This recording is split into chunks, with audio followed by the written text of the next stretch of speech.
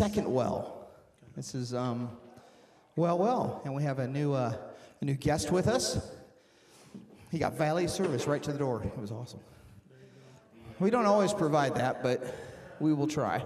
What? I'm ringing. Can you turn number 1 down just a little bit, Perry? Maybe on the gain. Thank you. That's better. Is that better? Thank you. Huh? It was ringing over here. So again, welcome to the well. Everybody been here? You get to hear the spleece, so I'm going to speak right to you. And like we were talking in the car, this is a little bit different than probably any place you've been at church-wise. It's not a church service. It's a gathering of like-minded Christ followers. But it's interactive. It's a little bit different, as you can see from there. So what is the well, all right? So my wife and I we got this idea over a year ago, and just about how church has kind of gone off path, I believe, and we believe. And we've gotten away from the discussional teaching and more of the just preaching to people. So how do we change that? So we offer this. This is the well, right? And it's off of Acts 2:42 through 47. It says, they were continuing to devote themselves to the apostles' teachings, to fellowship, to breaking of bread, and to prayer. Everyone kept feeling a sense of awe with the many wonders and signs that were taking place through the apostles.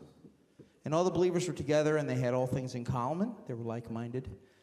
And they would sell their property and possessions and share them with all to the extent that anyone needed it. Now, again, like I said last week, I'm not going to ask you to sell your car or your house. Or if you feel led to do that, go ahead. But, that's not what we're looking at. I look at that as they helped anybody who came and had a need.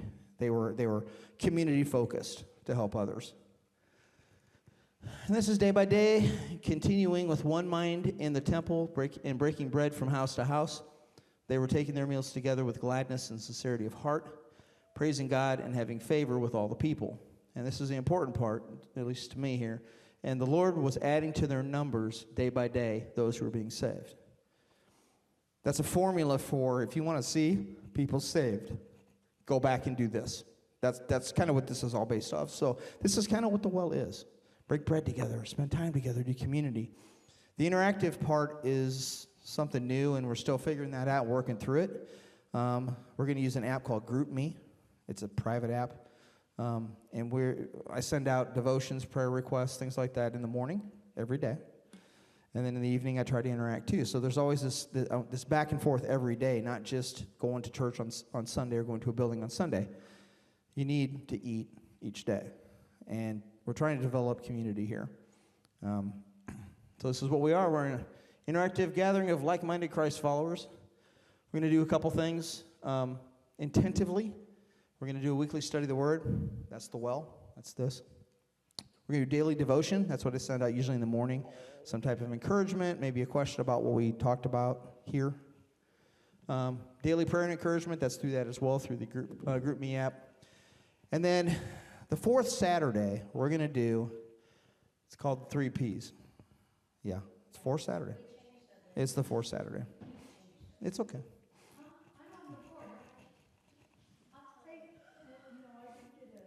I know. Yes. So the fifth Saturdays, we were going to do the potluck, but we want to open it up to the worship nights to everybody. It's also going to give us a good opportunity to get people from the community in here that aren't part of. See, you were there. It's okay. It's okay, Leah. We're on the same page. It's fine. So the fourth Saturday, we're going to have some food. So this coming fourth Saturday, we're going to provide spaghetti. But we'll ask people to bring stuff for the next few weeks on that day. There's a sign up in the back for if you want to bring stuff. Just bring something that goes along with spaghetti. You want to bring some bread? You want to bring cookies? Whatever. But we're going to eat. We're going to break bread together, and we're going to praise God. We're going to talk about the praises that we've had this month. We're going to pray. I had an epiphany when I was going down to pick you up. I think we should do communion that Saturday. That'd be a good time to do it. We've been discussing what Saturday do we do communion, so I think that's a good one there. So that's the plans on the 4 Saturdays. All right, what do we want from you? This is just what we're asking. Show up. Be involved. And I'm not just talking about coming to the well. talking about other things. We do have other events here. Volunteer. Maybe not for us, but get involved in stuff. Be involved in it. We're asking for daily interaction, right? I understand there's some days you get up and there's going to be days I'm not going to get things out probably till noon. It's life. But be intentional about using the GroupMe app and reaching back and forth and with the community, right? If you're in the middle of something, you have a prayer request, pop out that GroupMe and send it. Because you've got, 6, 7, 8 people hopefully are going to watch their GroupMe because it's an important thing for community. And they're going to say, hey, I'm praying for you. And what's cool about GroupMe is you're going to see that. So you're going to say, hey, man, I have problems. I got to get somewhere and I don't have a ride or whatever. Well, a couple things are probably going to happen. You're probably going to see Rodney go, hey, I'm praying for you, man. Or maybe Rodney's going to go, man, I'm in the neighborhood where you need to go. So that's what it's about. It's about not feeling like you're out there alone during the week. All right? Support everybody through prayer and the ministry. Support the Freedom Center by giving what you can. That's not monetary all the time. Volunteer. Come help serve. Help set up coffee before the well. Be a greeter. Talk to people. There's all kinds of different ways, to get involved. So these are being recorded. Okay, everybody knows that. Everything's going to be recorded. We have a YouTube channel. We're going to put it up there. That way, if you happen to miss one, you go to the YouTube channel, you can watch it. You can still be part of the group. Because things will come up. People want to take vacations and stuff. So that's there as well for you. And then the GroupMe chat, if you go in and download the app, it's at the App Store, right? And once you get that done, you go and take a picture of this QR code. It's going to take you right to the group. I'll make it available for you, Leo. I'll send it to you in Messenger. If you have problems, we can help you. It's fine. It's fine. I've got this up here for Deanne. She's taking a picture of it so she can get on. So you do that, click on that, wait for me, I'll approve you, and then you can be part of the group. And it's a back and forth thing. Everybody sees everything on the group, but it is a private group. So don't worry about anybody seeing it other than who's in that group. Okay? All right. Well, I'm going to have my wife come up, and she's going to do some fun, exciting stuff, I guess. What? Pray. You pray. You pray. I prayed enough today. I prayed 3 times at the bunker. What? I'll pray. Tom's going to pray. Great. Thank you, mighty God, for the privilege to be in your presence.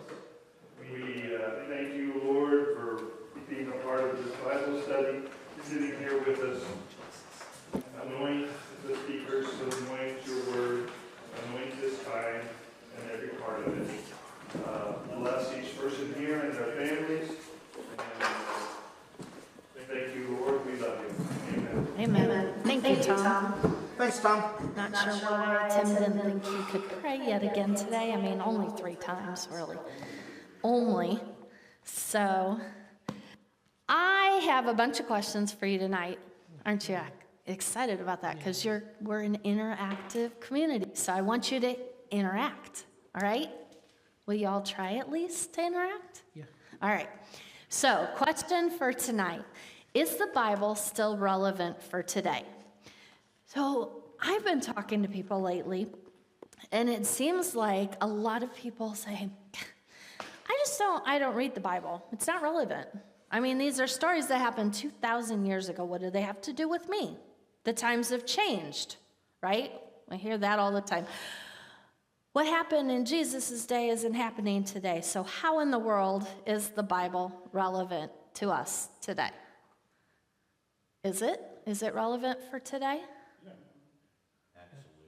Absolutely. I like that answer. So although 2,000 years ago, Jesus walked this earth, and he taught us all kinds of lessons through the various interactions he had with people, right? And with the disciples. But his words remain relevant, even in this moment today.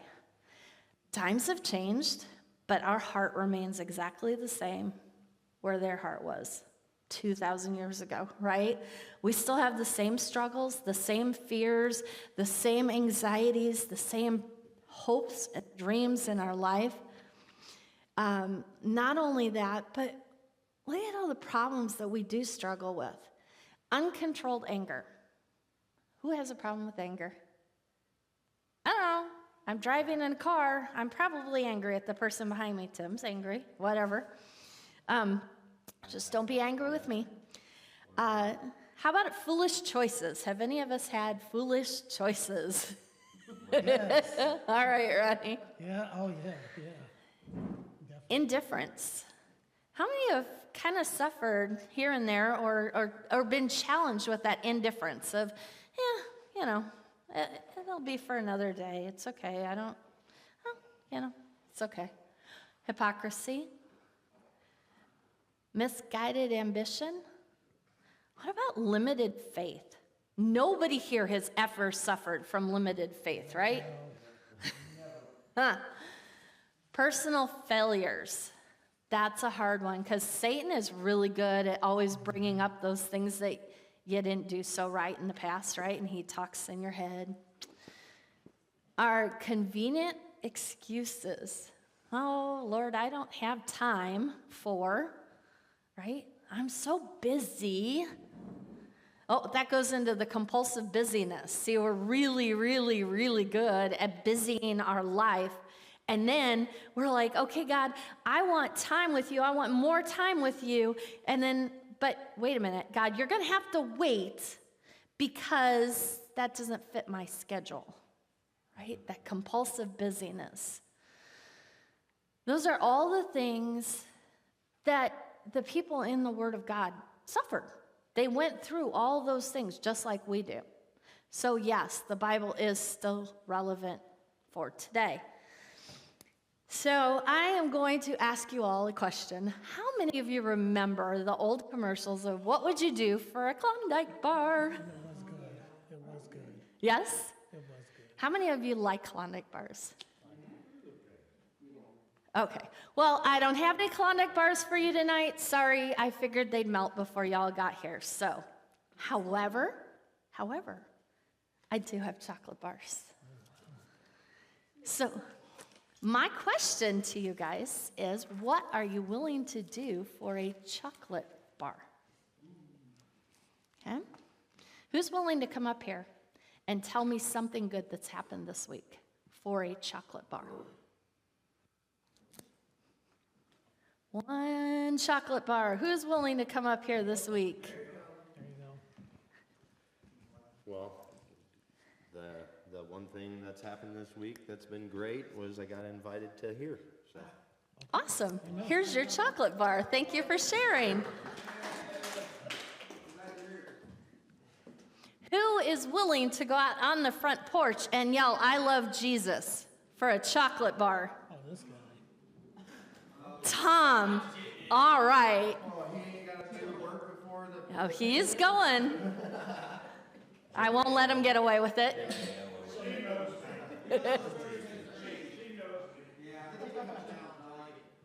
I love it. Woo! Yes. Well, that ambulance keeps going by real slow. All right, it's going to get a little harder. Who is willing to hand me their car keys and give me their car for a chocolate bar? Remember what you said about foolish choices? I mean, I did think about it, but no. I just received some discernment. Because I was gonna, but. Okay, so there's a point here. Thank you guys for interacting and working with us. So there is a limit, right? Even for the good things in life that we really want, there usually is some limit that we'll set forth and say, yeah, I'm not going there, right? I'm willing to come up and share. I'm willing to go outside and say I love Jesus at the top of my lungs. I'm not willing to give you my car keys and let you have my car because, well, that's expensive and maybe not the wisest of choices. So let's flip the script a little bit. That's for something that's good, right? You like chocolate. Chocolate's a good thing.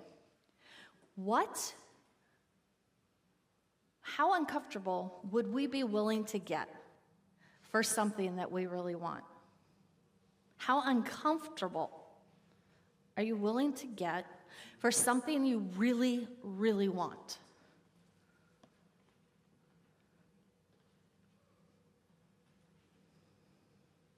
Think about your life choices. How uncomfortable are you willing to get for something you really, really want? Are you willing to cheat? Are you willing to lie? Are you willing to spend extra amounts of money? Are you willing to spend extra time? Are you willing to give up on things that maybe mean something to you? Oh, how many of you decided in January that we were going to go on a eating journey and give up all those lovely foods that we like so much? I told myself I was going to start exercising. Okay, it's not always comfortable. Gym membership and everything. That can be uncomfortable. I had for the showers, but I haven't really exercised. Okay. Anybody else? What are you willing to get uncomfortable about in order to grab hold of something that you really, really want? I came here every Saturday. Are you uncomfortable here? Wow. What about you, Rodney? Oh, I've made a lot of foolish choices to get what I wanted. Okay. Have they made you uncomfortable? Oh, I'm real uncomfortable right now. Okay. That's fair, I guess. It did. So last week we started talking about the story of the woman at the well. And we got just started into this. This is all going to come back around as we go through this story because, like God does so often, I had one plan in what we were going to talk about today. And then I started praying and meditating and soaking. And God said, yeah, that's not the direction I'm going to take you. You're going to go over here. And I'm like, okay. Talk about getting uncomfortable. Because I was practiced in the other direction. I'm like, I know exactly what I'm going to say. This is going to go exactly this way. And God said, yeah. Never make plans. God always chooses to go the other direction. Anyway, as a review, Jesus had been in Judea, and the Pharisees had come up against him. Why? Why had the Pharisees come up against him? Anybody remember? What their reasons were, or why? What was their reasoning? What were they yelling at Jesus about? He healed somebody on the Sabbath. At this juncture, they were saying he was baptizing more than John the Baptist at this time. And so, yeah. And so instead of arguing and defending his position and saying, well, that wasn't me, and throwing out the truth bombs, right? Jesus just quietly got up and left, right? He just said, okay, I'm going to just go on about my business. I wish so often that I was able to do that, because when people come against me, I tend to really like to sit there and go, but I didn't do that. And as my husband reminds me constantly, if you don't have anything to defend, don't defend it.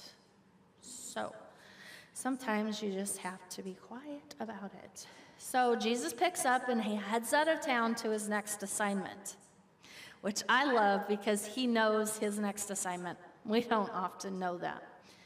One of our last points from last week was sometimes God places adversity in our lives. Why? To move us, right? It's not to stop us, it's to move us forward. So sometimes he'll put things there and he'll make us uncomfortable so that we no longer want to stay in a situation or a place and we need to move.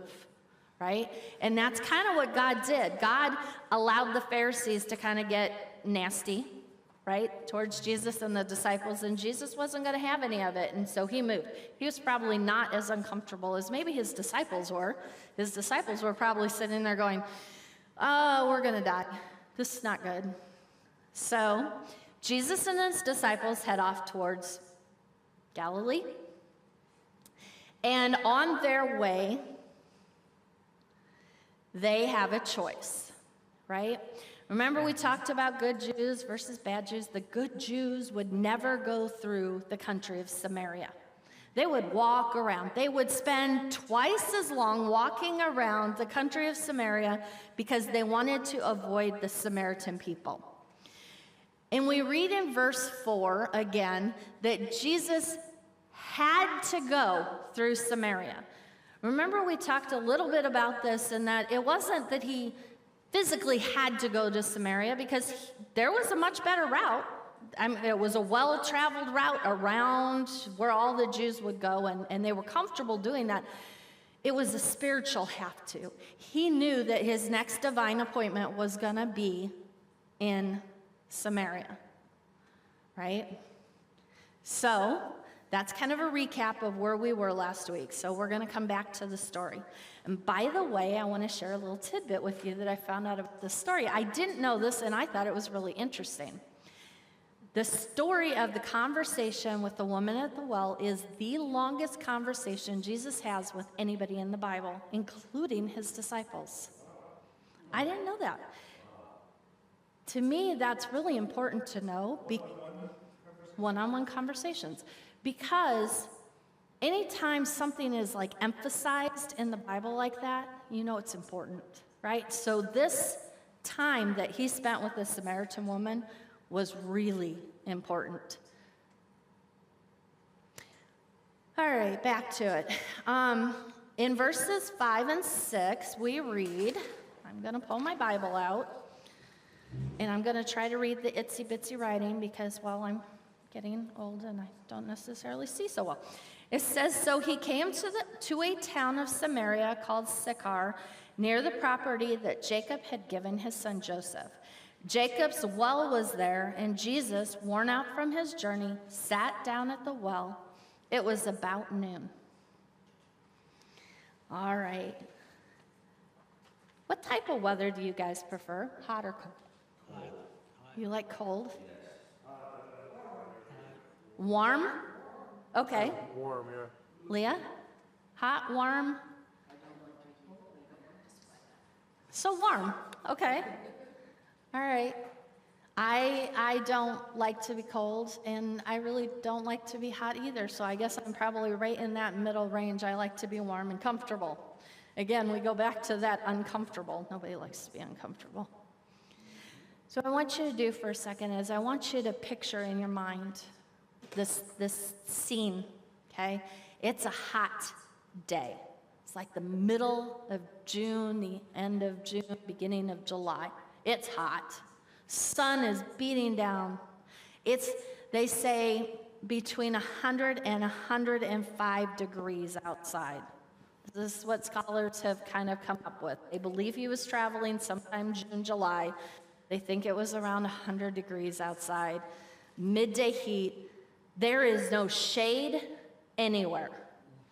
And he and his disciples have taken off at the beginning of sunrise. They want to get through Samaria as quickly as possible. So they're not walking along just at a nice leisurely stroll, right?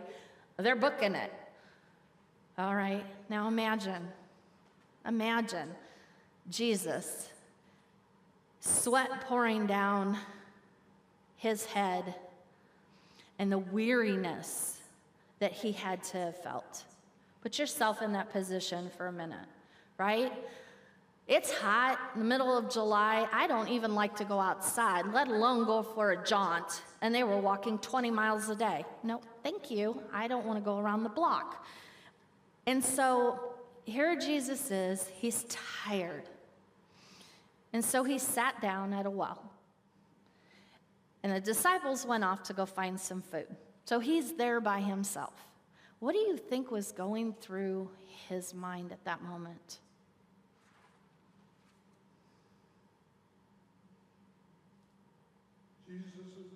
What do you think was going through Jesus' mind at that moment? Remember, he's fully God, but he's also fully man.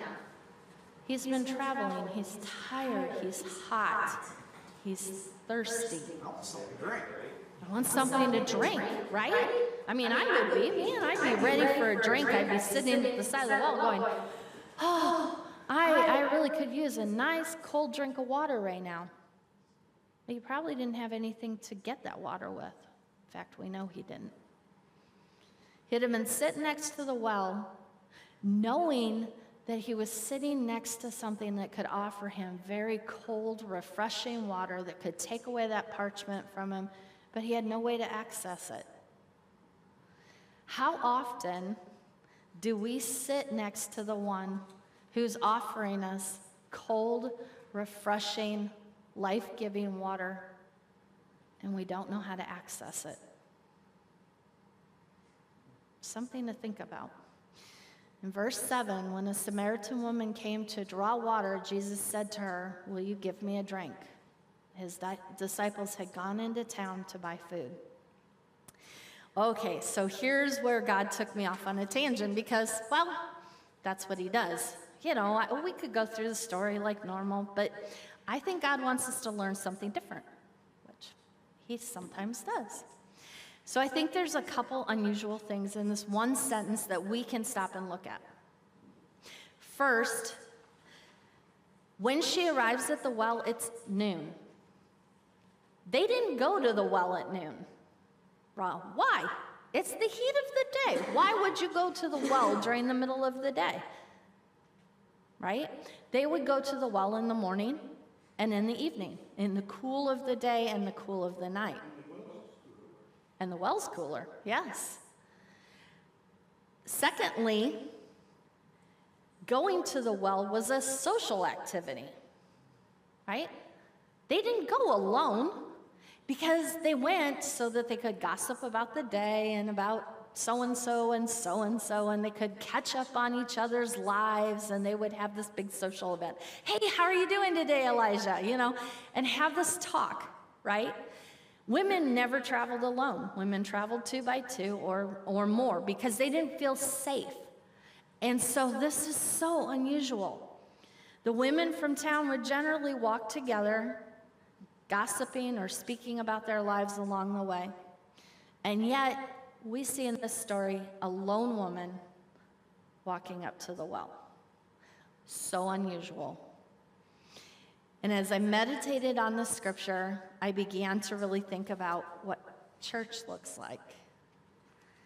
For a lot of people, church is something that we do on a Sunday morning. We come, we say, hey, how was your week? Oh, that's great. I'm glad to hear it. And we go on to the next person. Hey, Ronnie, how was your week? Oh, that's great. That's good. I'm glad to hear it. And we show up and we dip our cup in a well. We really careful not to let any of it spill because we need to have that for the full week because we're not coming back until the following Sunday, right? And so we spend our little teensy bit of time and then we walk back out and we go home for the week. And then the next Sunday we come back again and we dip our little cup in the well and, hey, Rodney, how's life going? And maybe sometimes the conversation looks like, Tom, I gotta share this with you because I know you're gonna pray, and it's really important that you pray. See, you know, John, I know you don't know this, but John and his wife, they're having problems, and we really need to pray for their marriage. But, you know, we're doing it for the right reason. And so there's some gossip thrown in there. Gossip, which is against what God wants us to do. See, it's okay to say, hey, Tom, let's pray for John and his wife, and leave it at that. But often in our settings, that's not what we do. We always have to add something to it, right? I notice that a lot of times it becomes a social club where people go on a Sunday morning to do their check marks. Okay, I went to church today. That's good. I'm good for the week. Yay for me. And that's where they leave it. They dip their cups in, they get them filled, they be careful not to splash anything out so that they can go back home. The trip is comfortable and familiar. How many could say that about going to church? On a weekly basis, the trip is comfortable and familiar. It's not uncomfortable because you know people. It's not uncomfortable because you know the routine when you get there. It's not uncomfortable because, well, a lot of times we don't put more thought into it. We just do what is a routine for us to do. I'm not saying everybody, I'm just saying in general. So has there ever been a time when you found yourself desperate and uncomfortable in your search for God? We talk about being comfortable. When have you found yourself desperate and uncomfortable in your search for God? Maybe you didn't even realize you were looking for God.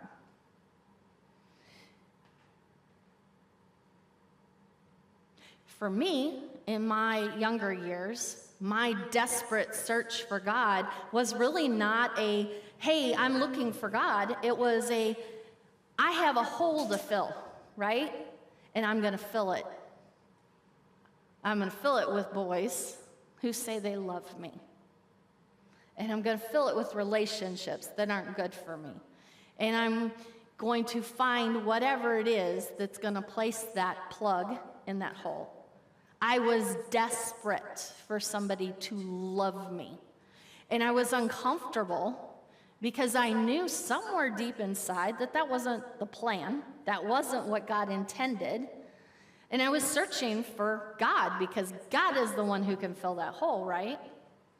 I was searching for God, but I didn't know it because I hadn't been introduced yet. Not in the right way. So, has there ever been a time when you found yourself desperate and uncomfortable searching for God? Rodney, Yeah. can you share? Yeah. After my first divorce, foolish decisions, and then my daughter moved away, I made sure to totally isolate myself. And then when I figured out that I had succeeded in that, how do you get back? Mm. There was a time where I came to, okay, I need people and I need God. Where are the people? Mm-hmm. Where is God? How do I walk into a church and I don't know anybody? It's uncomfortable. And so, just like the woman at the well, can I find one that's at 2 a.m. and nobody's there, and nobody has to see me, and then I just kind of be there. But that's when you're so out. That's the only time you can access those things. That's the only time you feel like you can go towards them because you're so uncomfortable with everything that's happening, or people talking, or just being there and not being a part. Right. And you see, well, I see what you have, but I'm over here. And I don't know how to get it, and I don't know if I have the courage to ask you how you got it. And if you don't talk to me, I'm not going to talk to you. So I'm stuck. Yeah. And that's very uncomfortable. Does anybody else have a time in their life they can remember where they were searching and they were uncomfortable and desperate for God? I was definitely that way when I was on a slippery slope, and when I realized I was on a slippery slope and had backslidden, I had a very long time of uncomfortable, desperate desire to reconnect with God, thinking that, goodness, I'm backslidden, so he won't love me again. So it was very uncomfortable. Yeah. And we see this in the Samaritan woman. See, she didn't know she was desperate for God, right? But she knew that she couldn't come at a normal time. She knew that she would have to be uncomfortable in the middle of the day, and she wouldn't be with other women that were her protectors because of her life, right? But yet she was desperate for water. She was desperate enough for that water that she was willing to suffer and be uncomfortable in order to get it. And I think that is really the big point in this. There's so many ways that you could take this story, but are we desperate enough to be uncomfortable in our search for Jesus? Now, a lot of us have known God for a long portion of our life. Does that take us out of that equation? Is there a time, Tom, in your life when you can say you're no longer desperate for God? Desperate for God? No, there's no other time in my life that I can say that I'm no longer desperate for God. Different trials and tribulations and ups and downs in life keep me desperate for God. I would say there's lots of times I would say that I'm not uncomfortable. Okay. I'm trying to think since I've been saved. Before I was saved, I can relate, and like you did, and I was desperate and uncomfortable and in my search. But after to get closer with God and being desperate to get closer to God and walk with Him better, I don't know that I've had the opportunity to change churches and been in different situations at churches, or walk into places where nobody knows me, and I don't know that I was uncomfortable. There's been times like Grundy where especially when I was first saved back in the 80s, churches were not locked up. So I remember going to church when nobody was there and going in and find time to be close to God. And now they are, but still, God provides. There's been times when I've been on the church board where I got the key. So I can go in and find time that just me and God. So, but I don't know that would be uncomfortable. Okay. But I would say yes, I have even after serving God for many, many years and knowing He's always there to provide us, there's been times that I've been desperate, and there's still times where, even though I know that if I ask Him, He won't allow me to gas, or He'll help me find that parking place. As I go through the parking lot, please, God, you've done it before. Help me again find that parking place. Or don't let me run out of gas. I passed that one gas station, but please, I'm coming up. So sometimes I'm still desperate, but Yes. I don't know that I'm totally. I don't know. Maybe I'm uncomfortable all the time. Well, and maybe you're not. And maybe our definition of uncomfortable might be different. For me, I'm not a crowd person. I don't like crowds. I am not an extrovert, as people would say. I'm more of a one-on-one person. I don't like when there's groups of people. And yet there have been situations in which God's put me into where I'm so desperate to be close to God that I'm willing to go through the crowd all the way to the front and be on the ground in front of everybody. It's uncomfortable for me. It's an uncomfortable place for me to be. It's uncomfortable for me to know that people are watching what I'm doing. Now, this is just my struggle. It may not be your struggle, and that's okay. We all have our own struggles, right? The point that I was trying to get across is that here's this woman who doesn't even realize she's desperately searching, right? Doesn't even realize, and she's willing to be uncomfortable. So are we willing to be uncomfortable in order to be desperate? In order to do the things that God's asked us to do to get closer to Him? Are we willing to choose to do something that might make us uncomfortable? For instance, Leah's not a public speaker.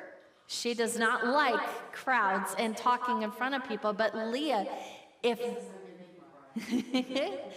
God were to ask you today, I want you to be desperate for me, and I want you to be desperate enough for me that you're going to go to a stadium full of people, and you're going to praise my name in front of all those people with nobody else, just you.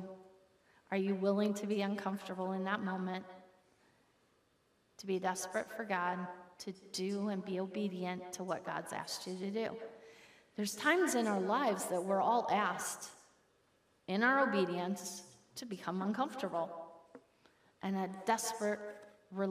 desperation for that relationship with God. Does that make sense?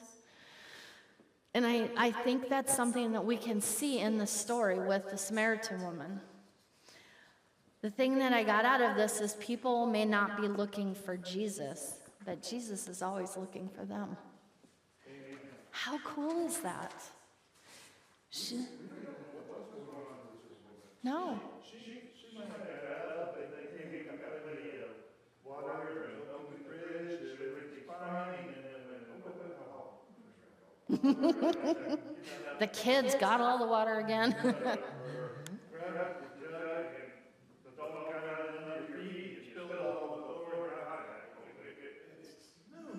I still got to get water. Right. So you never know. No, but we do know she's desperate. She's desperate for that water because she's walking out in the heat and she's doing all the things counter of what was normal, right? And most likely she did not want to go during the normal time because the other women What tough? Yeah, and she was not proud of where she was. yeah. So the Samaritan woman came to the well and Jesus asked her a simple question, will you give me a drink? Do men and those about times did they talk to them? I'm just about to get there.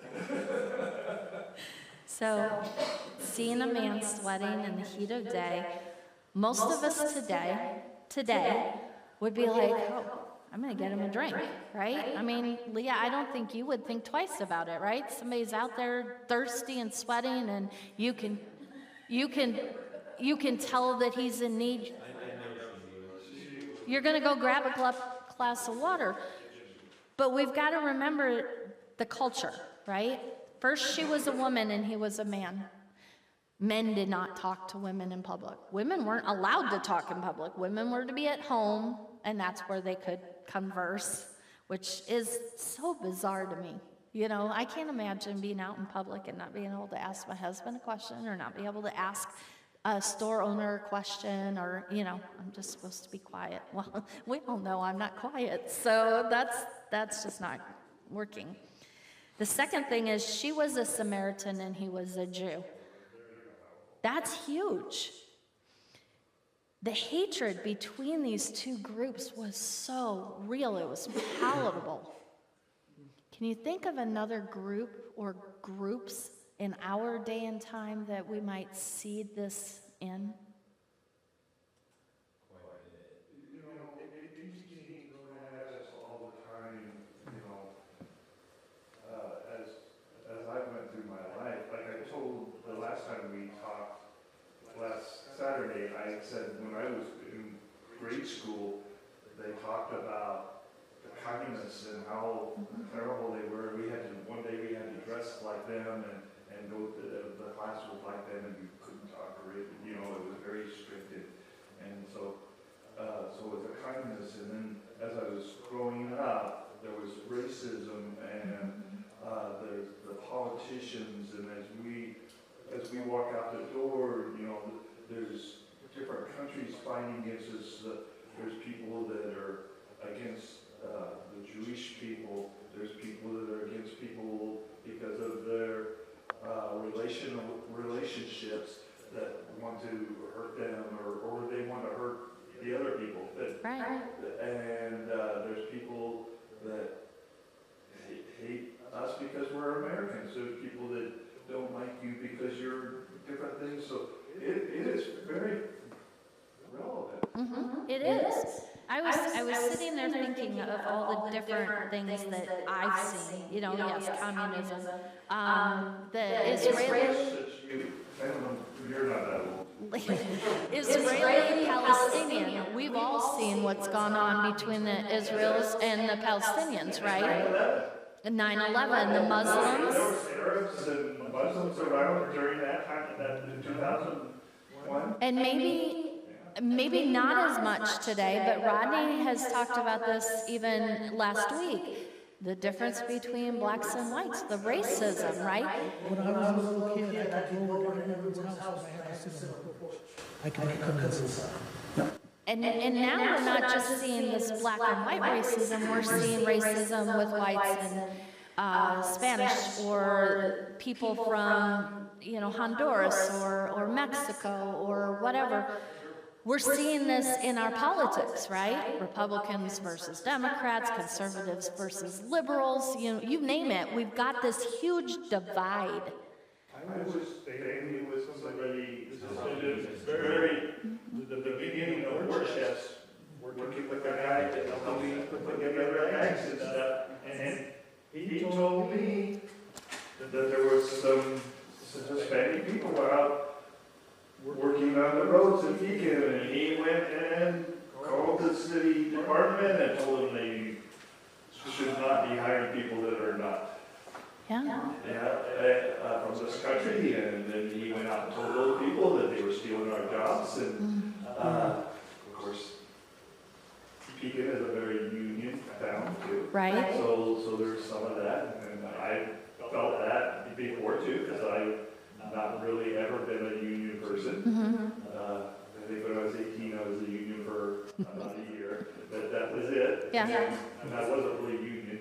That was just what the job was. But most of the time I've been a salary employee. So that's just the way it's been. Right. So there is hard feelings sometimes. I've been treated, hey, you cross the line. Oh, that's my job. I'm going to ditch you. Yes, I crossed your line. But it's all right. There's people just because of different reasoning. Right. They call Chicago the melting pot or whatever, but it's not really, because when you go up there, everybody has their own neighborhood, and don't you go into that neighborhood. Yeah. If you don't belong in that neighborhood, you better not be in that neighborhood. And I can remember, it's been a lot of years now, but Greg and I went up with a group to do some work at a sister church up there that was in a black neighborhood. And the pastor was just like, no, you guys got to be out of here by a certain time. And he was just all nervous about it. Yeah. I mean, we were all like, well, whatever, we just came up here to work, But he's like, oh, no, you guys have to be out of the neighborhood by a certain time.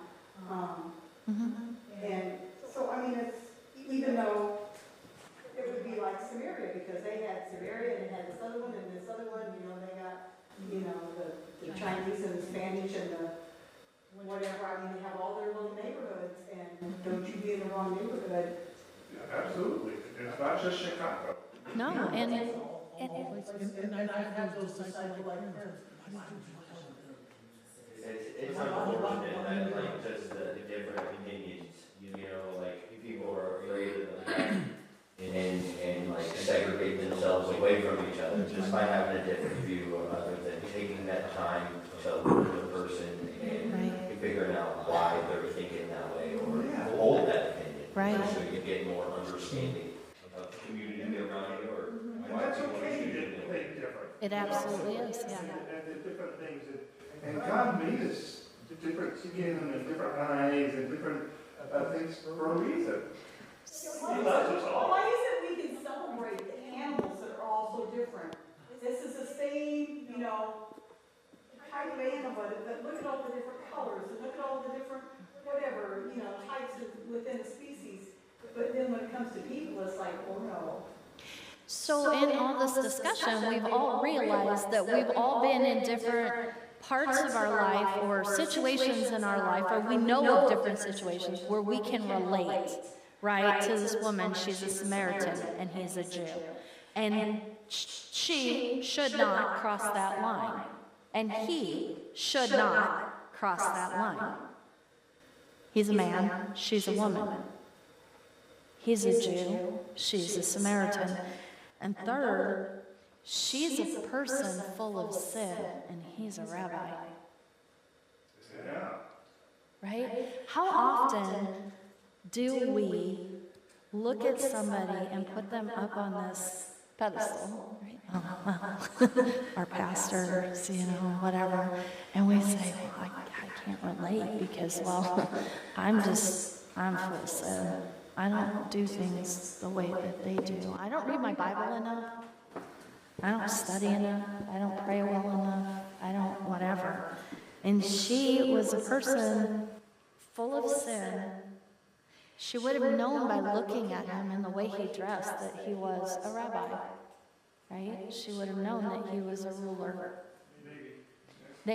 Scholars believe that he would have been wearing the clothes of a rabbi, and that it would have been really apparent that he was a traveler, that he was a Jew, and that he was a rabbi Wasn't that teacher. thing that he wore around his shoulders with the tassels, didn't that say, or wasn't that Well, an indication that? I think our pictures and stuff that people draw show that, but do we know that, no?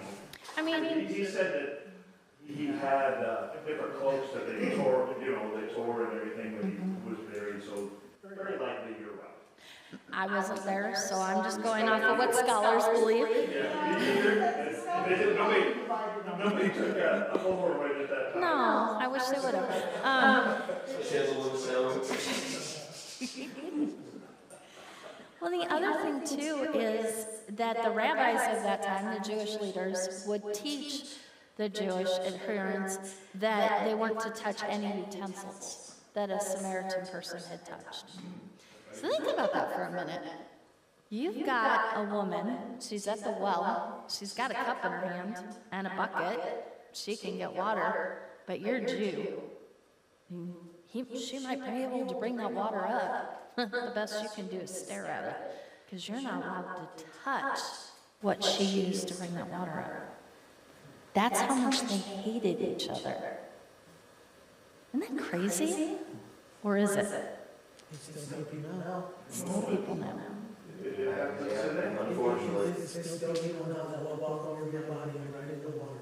Yeah. Yeah, they would. Oh, so the Bible is relevant.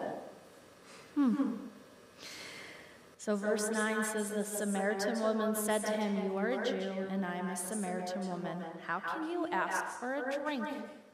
Remember, she's a woman, he's a man. She's a Samaritan, he's a Jew. Why is she teaching him? Good question. Why is she teaching him? Have you ever been in a position where somebody asks you something and you're like, well, why would you ask me that? You know that's not going to happen. You know that's not the way things go, right? And I think that's kind of what she's saying is, why are you asking me this? You know better, right? You know better. In every way you can imagine, there should be no way that she was going to give him a drink, except, but God, right? Nothing happens by chance. Every part, every detail is part of the outworking of God's will. And it's the same thing in our lives, right? So often we get bogged down and we forget that even in the worst decisions that we make, even in the uncomfortableness, even in our poor choices, our busyness, whatever, God is working in that and can turn it around for His good and His glory. That's hard. That's really hard when you're watching your children going a different direction, right? And you're like, I don't see this. It's that trusting that God can still work it in His good and His will and His honor. That's hard. Jesus had gone this way because He intended to meet this woman. She was looking for water. He was looking for her. Think about that. How often are we going to something looking for something? To fill that need, to fill that spot. And Jesus is sitting there going, hey, I'm right here. I want to meet you. You don't have to fill it with something else. I'm here for you. But to find Him, she first had to let go of all the things that were holding her back. So she couldn't be desperate for Him, and she couldn't find Him if she was stuck in the fact that she was a woman and He was a man, if she was stuck in the fact that she was a Samaritan and He was a Jew, or if she was stuck in the fact that she was full of sin and He was a rabbi. She had to let go of all those things. And sometimes letting go of those things can be uncomfortable. Do you agree?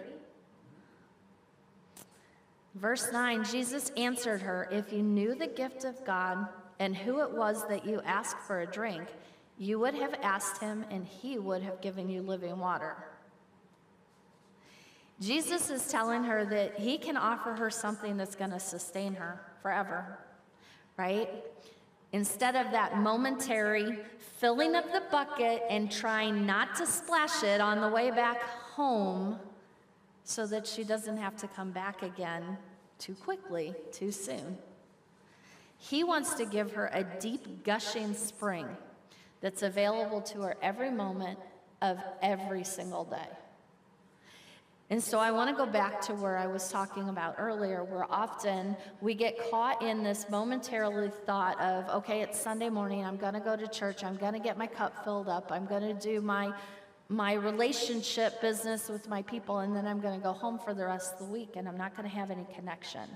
And we forget that we don't have to just fill our cup on Sunday, because he is willing to fill our cup every single moment of every single day. All we have to do is be desperate for him, reach out for him.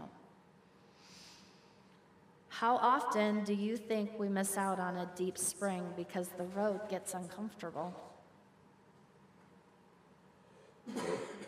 How often do you miss out? Rodney, how often do you think you miss out? All of 2025, I didn't sing any songs until, 10 days ago? Because it was uncomfortable by those songs. It's clear that it came up.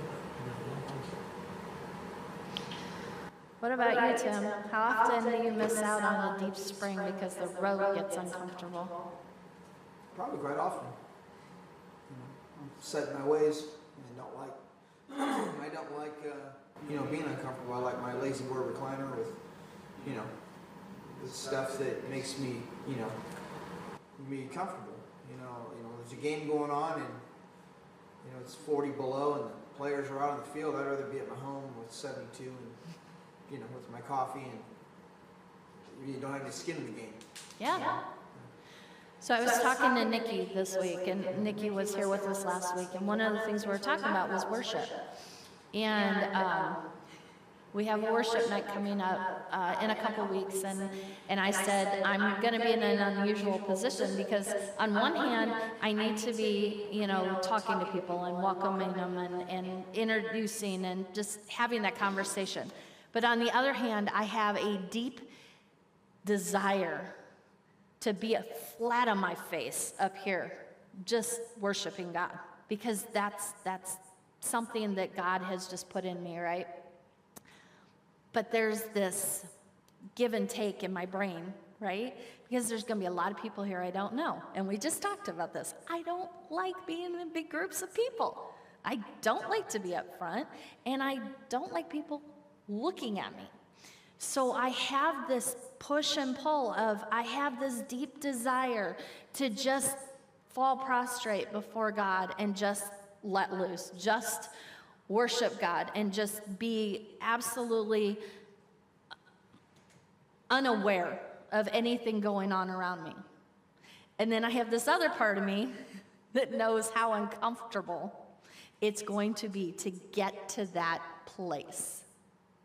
And I wonder how many times we miss what God has for us, that deep well, right? That deep refreshment, because we're afraid of being uncomfortable. We don't want to do something that might be out of the box. Like Tim says, we get set in our ways. I don't necessarily love to do some things, and they make me uncomfortable. But what a blessing when I get to do them, right? And after the fact, I can go back and go, oh yeah, that was God. I saw God all over that. But in the moment, I'm like, I don't want to do this. I want to go home. This is not okay, right? Am I the only one who feels that way? No. Okay. I just pretended that wasn't happening to me, but when you saw that there was more than 7 people, and it was, this is going to happen, and this will start, and the song will start. I think we all have different situations where you as I look back, there's been many times I've been uncomfortable, but I went ahead And did it. and did it. And sometimes I wonder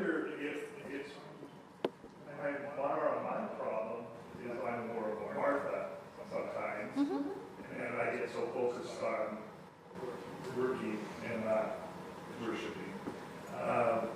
And to get myself in that situation. Yeah. But the uncomfortable, there's been times, you know, God's led me to work with little kids, God's led me to go to nursing homes, the elderly, homeless, there's different adventures that I've been on that I remember going to, traveling, doing church bus, picking up people where nobody else would go and pick them up, and we went into homes to talk to parents, and you could see the ground through the floor, and say, hey, you need more. But, Right. yes, so God's put me in some uncomfortable situations, and I still could worship Him. But maybe, like I say, maybe it's because I just knew I had to do that, and as I grew up, you know, taking care of, we had to take care of the elderly parents, and nobody wants to give their parents baths and different, and even that's what we did. And different things, you know, you can worship God through that, and He blesses us through those things. Absolutely. And I think sometimes as we walk on this journey, right, the further along we walk on our journey and the closer in relationship we become with God, the easier it is to not be uncomfortable, to push forward and know, hey, God's met me here, and God met me here, and God met me here. I know He's going to meet me here, right? But on the beginning end of that, we weren't quite so comfortable with it. On the beginning end of that, we were like, no, this is not okay. And I'm not saying I'm uncomfortable every day. I'm not saying that I'm uncomfortable every time, right? But I am saying that there are moments when I am uncomfortable. And I am saying that when I was a young Christian, before I understood that it wasn't about religion, it was about relationship, and I was just doing it to check the check boxes because that's what everybody did, I was real uncomfortable. And I rarely went through that uncomfortable to get to the other side. I'm like, why? When I was an early Christian and I was still in that mindset of, well, you know, to be a good person, right? You went to church anytime the doors were open. You had your kids in church. You were doing all the check marks. And somebody would say, yeah, I want you to go do this, and it was uncomfortable. I would have found every excuse in the book to not do that.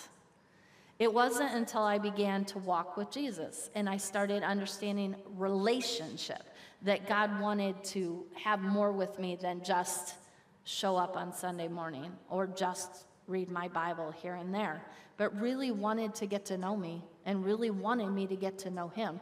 Then all of a sudden, you're right, the uncomfortableness gets less and less and less. I still think there's times in our lives, though, even at this point, where I look at things and I'm uncomfortable. And do you think sometimes as we get older too, we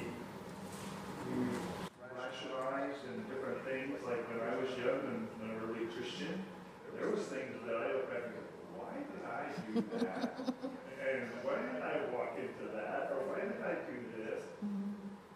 But I knew God was with me back then, and now I double think that a lot of times they say they like 17 and 18-year-old soldiers rather than 30 and 40-year-old soldiers, because they think a little bit before they rush into battle, I guess.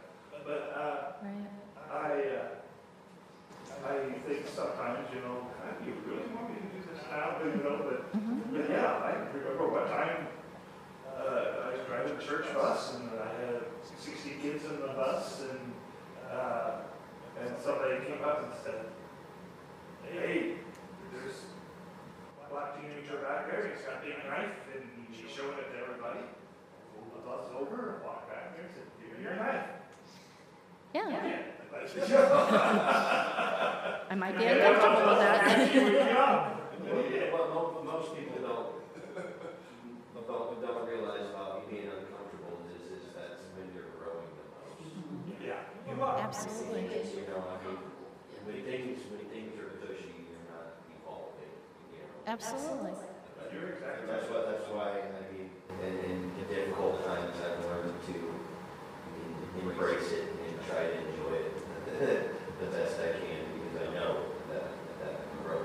Because if things are smooth sailing, right, we're probably not looking up at God and going, oh, God, you've got this. Elijah was telling me this earlier today, when we were preparing some things, he said that he was looking over at St. Joseph's, and he said, he said, my parents couldn't look words to send me over there, so I went to football practice and sweated, and as soon as I got done with football practice, I hurried over and went through my catechism, and riding a bicycle over, and went through my catechism. There's support all the way through it, you know, like the course of baptism for the communion. He felt that he needed to do that. Once I got into 8th grade and, you know, they were having mom and dad issues and everything, you know, I was just showing up to church on Sundays, getting the homily to go read it in the catechism on Wednesday. I didn't have mom and dad come to church with me on weekends. So I decided to get confirmed through my own decision. Yeah. And I think that's a great testimony, too, that, you know, we do grow in the uncomfortableness if we're faithful, if we walk through it, right? Because there's a lot of times when we can just get uncomfortable and we get stuck and we just don't. You know, we're like, yeah, I'm not doing that. I'm going to just stay right here in my lazy boy recliner where I'm comfortable. And the world can go on about their own business. You know, Leah and I have had this discussion over and over again, and I'm not afraid to say it, that I've had issues in the past with helping with the homeless. It's a group of people that I struggle with. I've not been homeless, and so for me, it's, I think, partly not an understanding of where they're at, and partly just not an understanding of the people themselves. I haven't spent a lot of time getting to know them like Leah has. It's on her heart. She gets to know them. She spends time with them. And for her, that's a heart thing, right? And so for me, it's kind of an uncomfortable situation. And I could either sit here and say, well, Leah can handle all of that, and I'm just going to sit up here and I'm just going to not be participating of it. Or I can move forward in it and trust that God is going to bless, God's going to grow, God's going to refresh me because I'm moving forward in that uncomfortable situation. And He has. It's been amazing every single time that I step out in faith and do what He's asked me to do. He's met me there. What happens in a situation, you know, I've always, that's my dream. Mm-hmm. You know, is, even though I haven't had a lot, I've had a lot more than some. Right. And, you know, I just, whether it started out as being dogs and cats that I liked to drag home. And you know, it's like, I inherited my mother's home on Park Avenue. It's an empty lot now. It's between 10th and 11th Street. You know, I remember it was a monster blue house with rental property behind it. I had friends, you know, that would get kicked out, you know, not have nowhere to go, or, you know, down on their luck. And it was always, you know, like, I got more than enough room. And then they're like, well, when you pay for rent? And it was never like, I don't want to be paying rent. What type of friend would I be if I was taking rent from you when you're down on your luck? You know, when you're trying to find your own place. It's like, how much you save money? Get out of my house. You know, like, Right. But not so much like that. It was all in loving, you know, heartfelt standards. Right. It was just like, how could, you know, when anybody else, when I could be homeless, you know, and like I didn't have the help that I extended out to people, you know, and like let alone, you know, everybody's asking for something for free to stay at the place, you know. But it's just like reaching out and helping the wrong people, you know. I mean, really, it didn't wind me up where I am today, but it helped, you know, instead of worrying about myself and what I had. Yeah. Just worry about everybody else. In every different situation, right? So I might be very comfortable, or I am very comfortable with people who have addictions because I've been there. I understand it. And so I'm not uncomfortable around it. But other people are uncomfortable around people who have addictions. They don't understand it. How could you have gone that way? How could you have made those choices? You know? And so we all have an area in our life, whatever our lives look like, where we're uncomfortable. And God tends to use those areas to grow us. He doesn't just let us sit on the lazy boy recliner and be comfortable, because then we don't grow, right? When we're comfortable, we're not looking to God to take care of our needs. We're looking to us to take care of our needs. Yeah? So, what is holding you back currently from going deeper or having a deep encounter with Him? I realize that some of us, or maybe all of us here, have that deep encounter with Jesus. Maybe we've already, broken that barrier. We commune with Him constantly. We talk with Him constantly. But I'm going to say there's always more, because with God, there's always more, right? You think that you hit the surface, and then you think you got 5 feet in, you may get 10 feet in, and God goes, I got 400 feet more to go. Just keep going. So what is holding you back currently from a deeper encounter with Him? Is it sin? Distance? Maybe it's walls? Okay, God, I'm going to let you in this part of my life, but I'm going to keep this part over here. I'm not ready to let you have this part. Maybe it's time and commitments, that busyness, right? We're so busy doing God's work, doing all the things that we think we're supposed to be doing, that we don't have time to spend time getting deeper. I don't know. What is it in your life that is holding you back from a deeper relationship? Anybody? I remember years ago when the kids were living with us, the grandkids, and I think, I don't get God, I went to my meeting, I got I don't think it's that, And so finally he was up and out of the house really early and stuff, so I thought, okay, 5:30 in the morning it is. The first morning I'm up, 5:30, it's on such a big coffee. Here comes the joy. Yeah. And then I'm like, okay, God, she's not. She needed that. There's this place, and blah, blah, blah. And then, so now, I've been in usually waking up. Remember, sometimes I'm up till 3, sometimes I'm up till 3. I'm awake every night at 3 a.m. I wake up every day. It never fails. Yeah. And I'll go to sleep, and when I wake up the first time, I look at my phone and see what time it is. It's right around 3 a.m. It never fails. It never fails. But anyway, I was doing a lot better. Now I get up and I'll read my Bible for a while, and then I'm going to take it up. Back to bed and start escaping. But I had to give up and say, okay, God, it's on your time. You wake me up, keep me awake, so that I get up, to spend time with you. Because he's up early, and then if I get up, he's ready to talk or do this or that, and I'm like,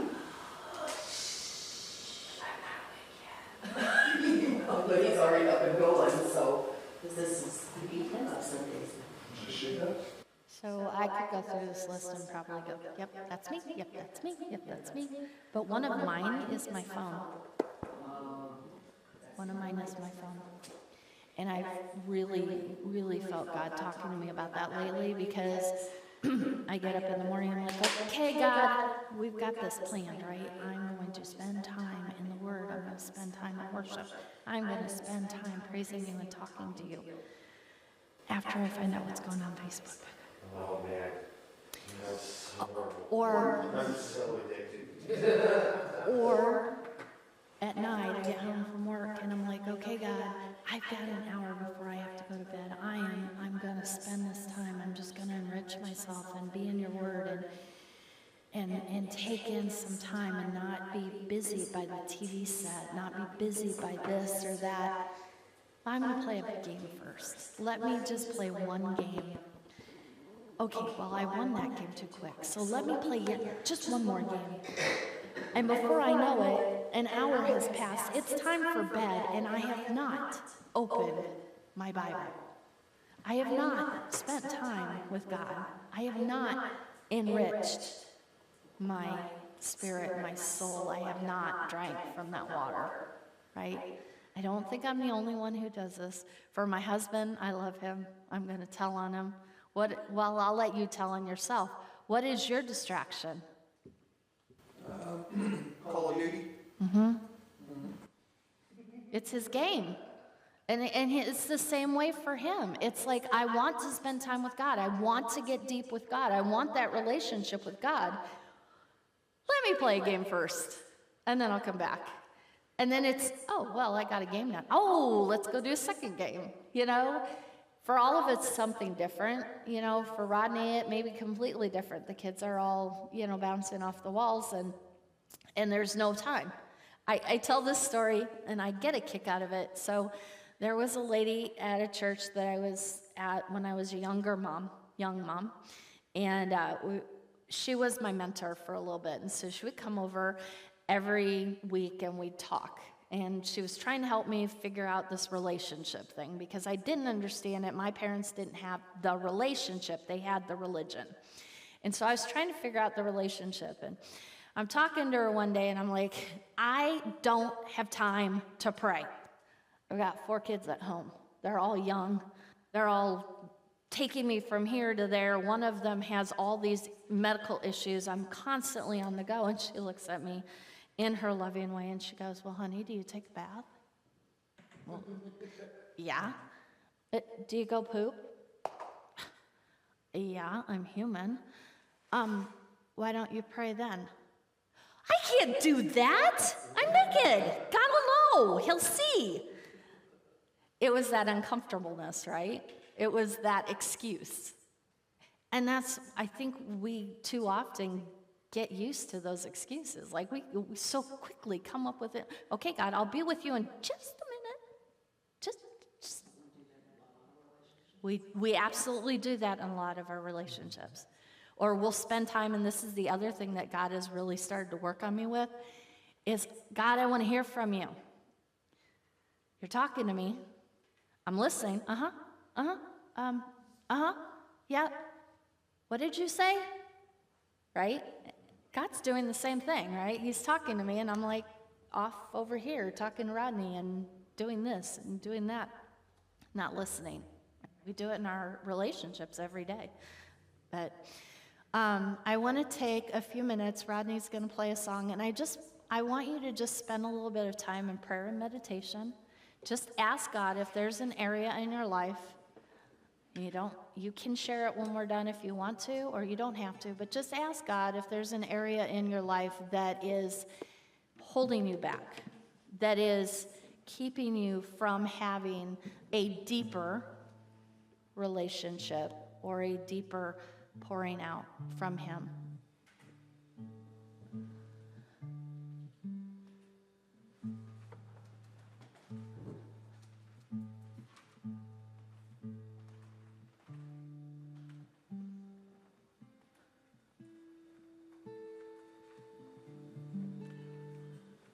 Totally uncomfortable.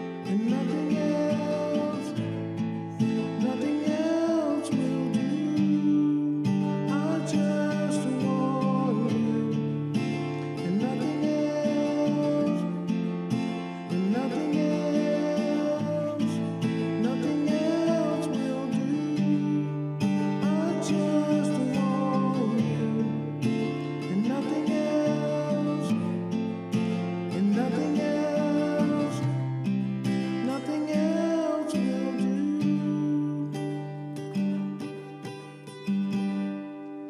I'm caught up in your presence. I just wanna sit here at your feet. I'm caught up in this holy moment. I never wanna leave. Oh, I'm not here for blessing. Jesus, you don't owe me anything more than anything that you can do. I just want you.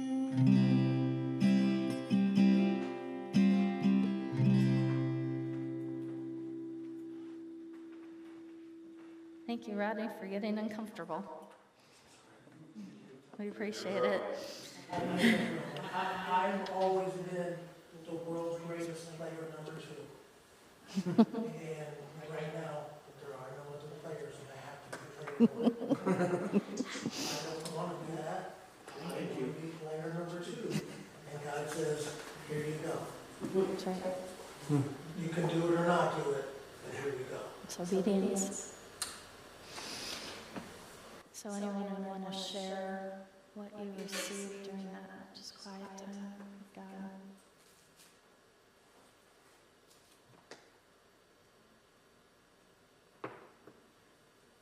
If we could do a cricket sound of it. Stop for just a moment and think that the creator of everything wants nothing more than for you to sit and commune with him. It just breaks. It breaks you. When I look back on all the time that I waste,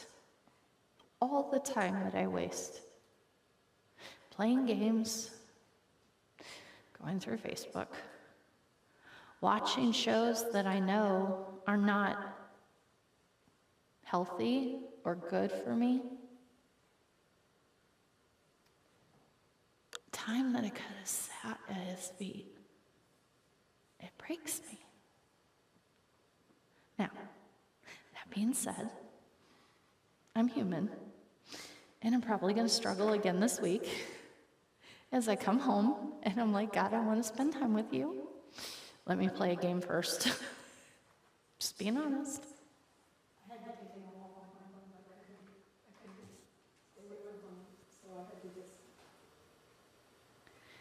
If that's the case, my phone's the devil. I'm always on that thing. I call it doom scrolling. I think, It's just like, that's all I waste my time on. yeah. I mean, I don't watch TV. I don't associate with anybody. Like, I mean, little to none family that I speak to, so that's what I'm doing.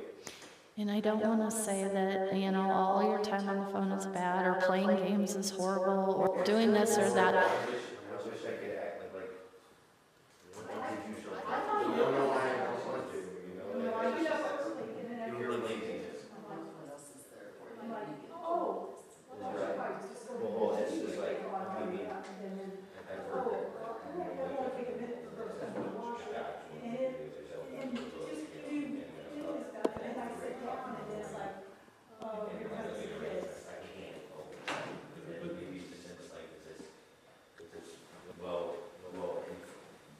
This wonderful meeting tonight is making me realize that ain't the time for me to do it in the middle of the night or in the morning waking up. I just want me to do it more productively with my time in the middle of the day.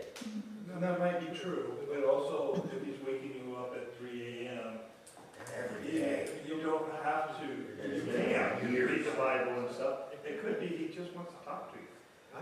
Sometimes we just need to listen. Absolutely. I don't know. I feel like I sit and wait to hear, like, I talk to him about everything.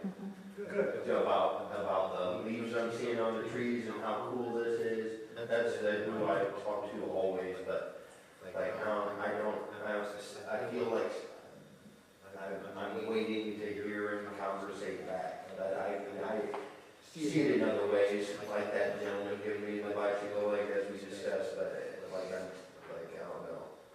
Sometimes we want him to talk to us like we talk to each other. We want to hear him say, hey, Elijah, listen to me. I feel like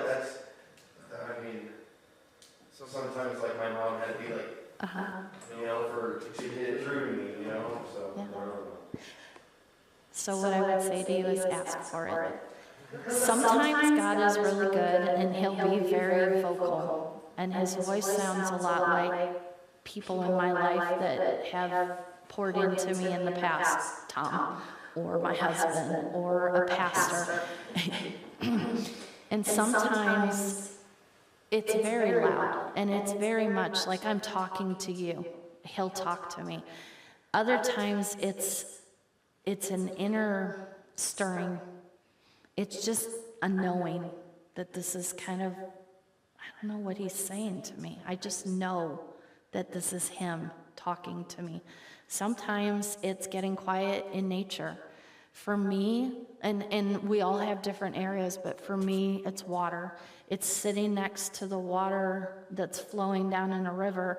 And I was talking to a friend this week, and I said, there's a verse in the Bible that talks about if we don't praise God, even the rocks will cry out. And I said, sometimes we sit there and go, well, that's going to happen. I said, but if you sit next to a river, it is happening. If you sit next to the water and you listen to the rush of the water, and you listen to the clinks of the rocks, and you listen to the leaves blowing, and you listen to the scurrying of animals, nature is crying out.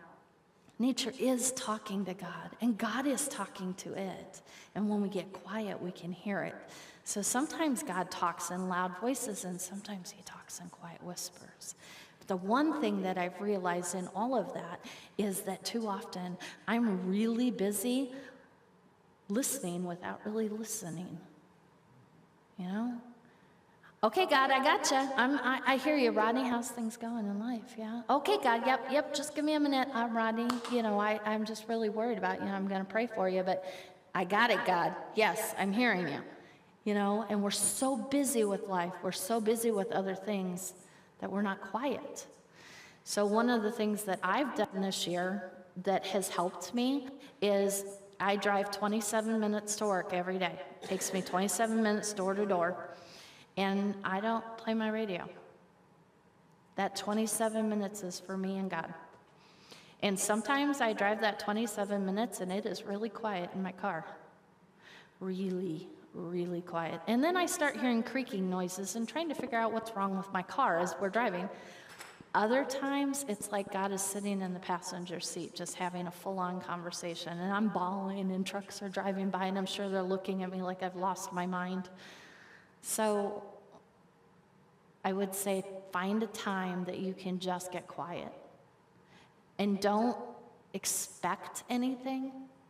Just say, okay, God, I'm here. I'm just here. And maybe it'll be the first time, maybe it'll be the 10th time, maybe it'll be the 30th time. Something will begin to speak. And you'll start hearing from him. And the more often that you practice that, the more often you'll hear it. Because we have to practice getting quiet. Well, we're not used to it.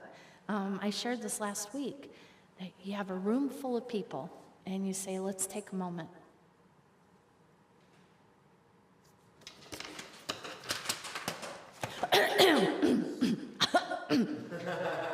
Within like 5 seconds, right? People cannot just sit, right? How many people failed playing the quiet game when they were a kid?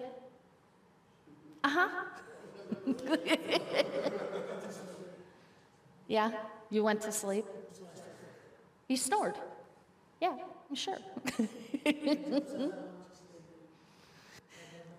All right, so just a reminder, the 24th next Saturday is the well at 6 p.m. here again. And then the 24th is our 3 Ps potluck praise and prayer, and apparently communion as well. And so there's a sign-up sheet on the back thing. We're going to have spaghetti if you want to bring something to go with it. It's just for our group. That is just for us. So don't bring 15 pounds of bread. It's just for our little group. But pick something that's not on the list. So if you see bread on there, don't write bread. Put a salad or do something that's not, the same. Tim and I will take care of the spaghetti. And then the last Saturday of this month is the Freedom Center Evening of Praise and Worship. And if you can be here, I would absolutely say that's a time you don't want to miss. It's just a time for you to get one-on-one with God. And if you're really good, just ignore everybody around you and just spend time worshiping. I know it's going to be a good time. God is going to move. I just know He is. And so the last thing is the QR code. So if you can join on GroupMe, I know I just told you not to be on your phones, but join GroupMe, which is an app on the phone. If you don't know how to do it, see Tim, because I don't have a clue. And then take this picture of this happy face thingy, and it'll take you to the well, and we'll interact daily with you on there. If you have prayer requests, put them on there. We want to be praying for you. We want to be a community that can come together and say, hey, Rodney, you're having a tough day. Let's lift you up. Tom's having a rough time, of grandkids, and you're not sure how to respond to something. We want to be able to sit there and go, okay, let's pray that God gives him wisdom and how to respond and all of that. So, Rodney, I'm going to make you uncomfortable again. Can you pray us out, please? I can. All right. Dear Heavenly Father, just thank you for allowing for us to come towards you, to be open-hearted and hear what you have for us, and for us to really think about what is distracting us, what is holding us back, and why that's happening, and who provided those things, who put those things in our path, and realize that it's not you. You want us where you're at.